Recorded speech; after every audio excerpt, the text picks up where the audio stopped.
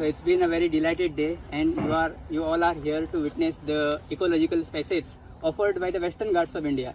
So you are right now standing on a laterite plateau, which is a part of Western Ghat chain. So Western Ghats starts from the Dang region of Gujarat, then it runs through Maharashtra, Goa, Karnataka, Kerala, and Tamil Nadu. So in this entire stretch, you can see the blossom of Karvi flowers. So these are Strobilanthes calosa, which blossoms only after completing a life cycle of 7 years, and it blossoms in its 8th year. So this Western Ghat is declared as one of the biodiversity hotspots because in this surrounding you can see evergreen species of trees such as Madat, Kinnar, Goting. These are trees belonging to Terminalia species, and there are several perennial springs. So this offers a life to the diverse butterflies. So if you look at these shrubs, these are the habitat of blue oak leaf. So blue oak leaf butterfly appearing like a dried leaf when it closes the wing. This butterfly is offered protection under Wildlife Protection Act 1972. So if you look at the Schedule 2 of Wildlife Protection Act, you will find the name of this butterfly which takes asylum on these shrubs. So this is the specific host plant. Only if these shrubs are existing, then only the butterflies like blue oak leaf, then chocolate pencil, and several other butterflies will survive. So Wildlife Protection Act has listed the butterfly as a protected species. So you cannot disturb its habitat. Disturbing the habitat of any animal is a crime. You cannot pluck the leaves, you cannot pluck the flowers. So right now we are standing in the Madai region, Madai Wildlife Sanctuary, but this is a private forest. So we have availed the permission and we have come here to witness the ecological facets.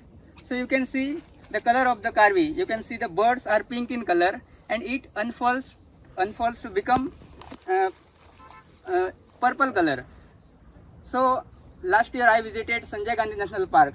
So in that Sanjay Gandhi National Park is also falls on the edge of Western Ghat. So there also you can see the Karvi blossom. Karvi blossoms at different places at different times, but only after completing a life cycle of 7 years, and it only blossoms once in 7 years and remains for 1 or 2 months.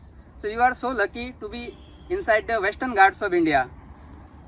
So you can see this is a shrub, and entire stem is adorned with the pink and bluish flowers.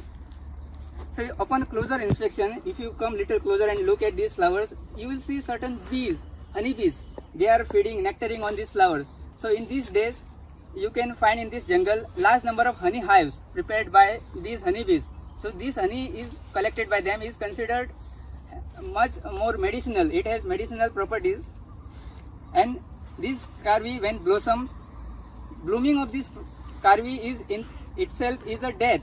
It is getting them closer to death, because next year if you come here, this Karvi you will see has totally dried up and it will die next year. So it blooms to offer nutritious food source to the surrounding insects, biodiversity, and it dies. And before dying, it bears fruits and it sows the seeds so that after next 7 years, it will again provide food source to the surrounding. So you can look at the role of these shrubs. 7 years. It is a life lesson giving shrubs, which only blooms after 7 years. Subscribe Prudent social media channel and press bell icon for latest notifications.